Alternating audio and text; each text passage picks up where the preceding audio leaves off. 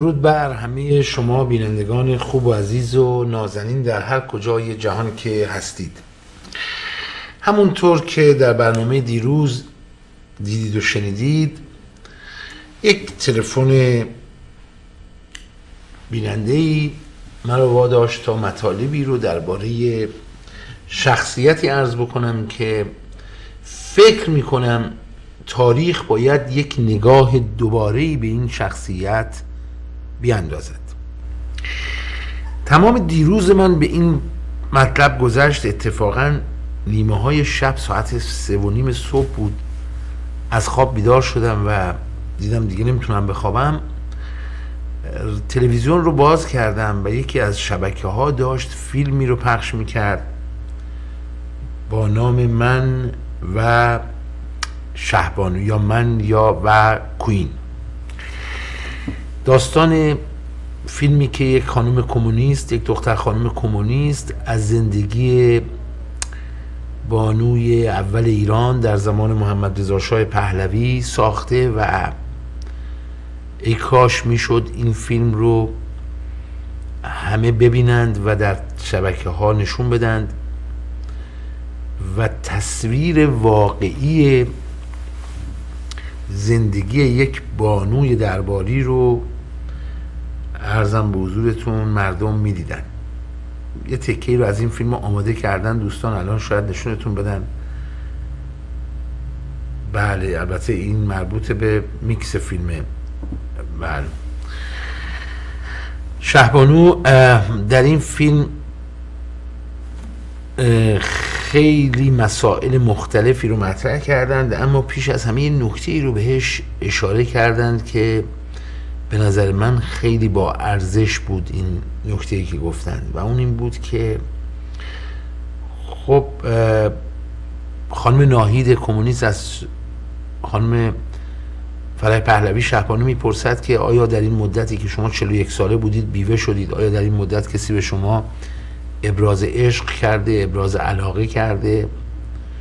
ایشون میگوید که رفتار من طوری نبوده که کسی به خودش چنین اجازه‌ای رو بده و بعد در ادامه اضافه میکند که من فکر میکنم بیش از آن که بنشینن و بگوین فلانی حالا دوست پسر نداره یا مثلا اینجور بوده، باید به شخصیت او، به نوع اثرگذاریش فکر بکنن و این نکته است که خیلی مهمه. دو تا نکته توی این فیلم بود که برای من بسیار قابل توجه بود. یکی این که چقدر تصاویر واقعی زیباست، برخلاف این که خیلی ها فکر میکنن. خب من از کودکی ایشون رو به عنوان همسر شاه ایران میشناختم. البته یکی دو مورد هم این توفیق رو داشتم که از نزدیک و رو در رو در خدمتشون بودم، این آخرین بار در همین لس آنجلس. ولی چقدر این تصاویر واقعی زیباست و ای کاش مناصب و مسئولیت ها ما رو مجبور نکنه که پشت یک دیوار شیشه‌ای بایستیم.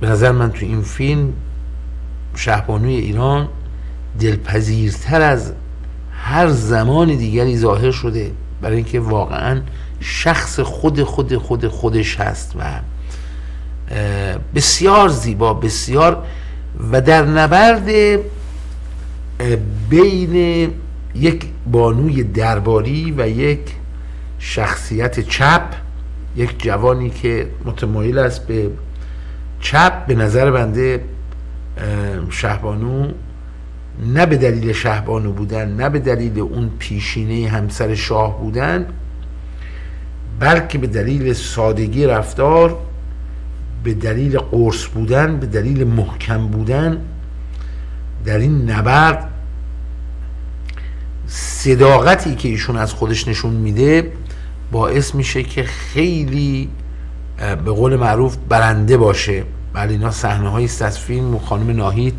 که تهیه کننده فیلمه. اگر صدای این آقا رو بلند کنید خوبه بشنویم. در زمان شاه هم اینقدر آزاد دموکراسی نبود. که حتی مثلا خیلی را به جرم تروریست اعدام میکرد.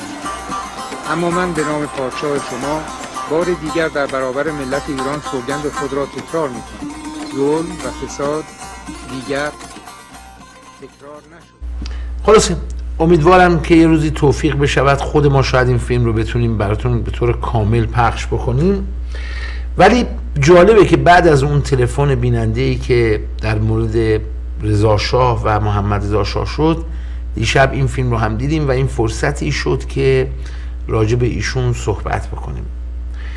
شاید در بین صدها ساعت و هزاران ساعت برنامه‌ای که بنده تولید کردم، بنده اجرا کردم، این برنامه از ویژگی‌های خاصی برخوردار باشه. امیدوارم همه ما اولا چشمامون رو بشوریم، جور دیگری نگاه بکنیم و از تعصب و پایفشاری بر یه اصولی که سالها باهاش زندگی کردیم دست بشوریم. سالها چون یه مطلبی رو سیاه میدونستیم، حتما باید این سیاهی رو با خودمون به اون دنیا ببریم. نه خب میتونیم اشتباه کرده باشیم، میتونیم درست نگاه نکرده باشیم. من لازم میدونم برای سومین بار به مطالب دکتر صادق زیباکلام اشاره بکنم، استاد دانشگاهی که یک شبه در ایران قهرمان شد.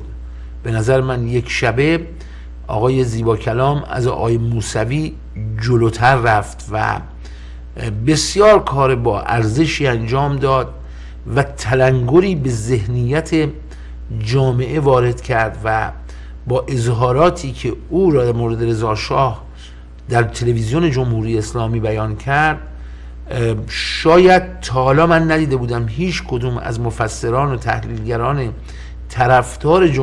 طرفدار رضا شاه، طرفدار خانواده پهلوی به این زیبایی تونسته باشن حرف بزنن. اما نکته‌ای که برای من خیلی جالبه اینه که شرایط ما به گونه‌ای است که در تلویزیون جمهوری اسلامی یک استاد دانشگاه میاد مینشیند و در مورد رضا شاه اونجور اظهار نظر میکنه و ما در تلویزیون‌های لس آنجلس هرچی از دهنمون در میاد نسبت به این مرد و یا اصولاً کسانی که در ایران خدماتی رو مرتکب شدند، مرتکب این جرم، مرتکب این گناه شدند، روا می‌داریم. زیباکلام نکته جالبی رو در خواهش کنم به صدای خودش گوش بدید چند لحظه.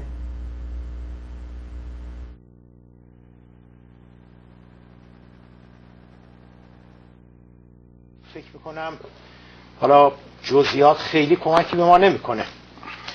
کار دیگری که میتونیم بکنیم و قبل از برنامه با جناب عالی دکتر نجفی، آقای دکتر رجبلو صحبتشو کردیم، اینی که واقعا بیایم به یک مقداری به تاریخ برگردیم، یعنی مبانی و ریشه های تاریخی نهضت ملی شدن صنعت نفت رو بررسی بکنیم.